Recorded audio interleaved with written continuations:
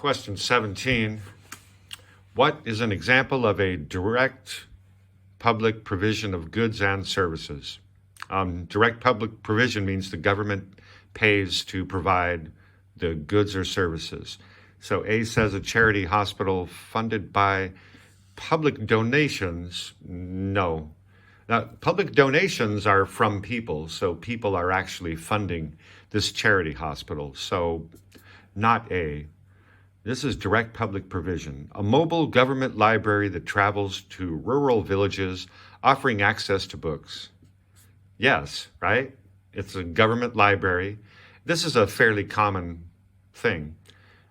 So that's a direct provision of services and goods, if you like. C says a pharmacy in a local shopping center that provides treatment directly to the public. That's not public provision. I guess that's a private pharmacy. And D says a private school, so we don't need to read the rest. D cannot be the answer. So the answer for 17 must be B.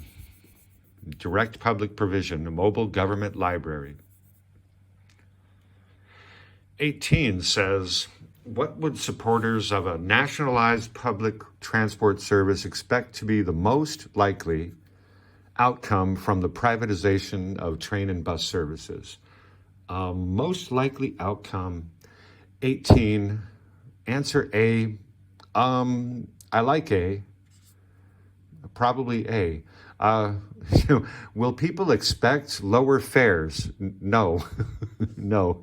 It's a monopoly, and now it's private, so fares might increase. C, would we have more frequent services to all destinations? Let's see, what would expect to be the C, probably, or maybe not. It depends on profit, so maybe not C. And D, more people employed in public transport. No, well, it's not public, but now it's not public, it was nationalized.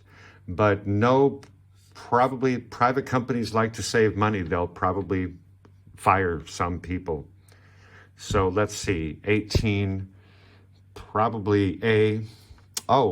Fewer destinations served, because if there are routes that are not profitable, then if some routes don't make any money, the private company will stop them. So answer for 18 is A.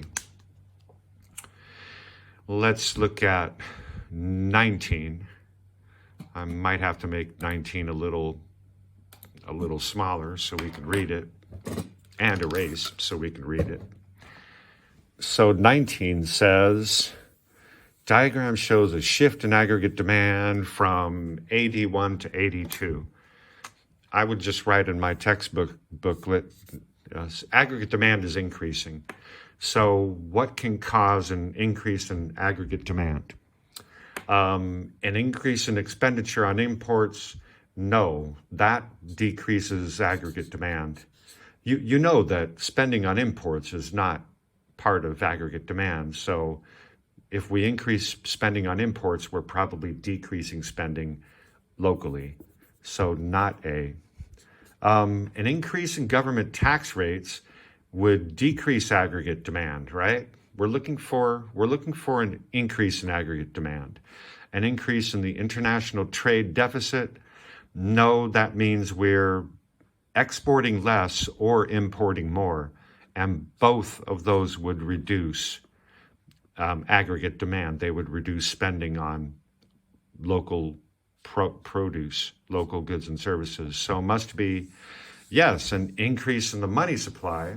If you increase the money supply, people will have more money, so they'll spend more. And yes, they'll save some, but that will increase aggregate demand. So answer D for question 19.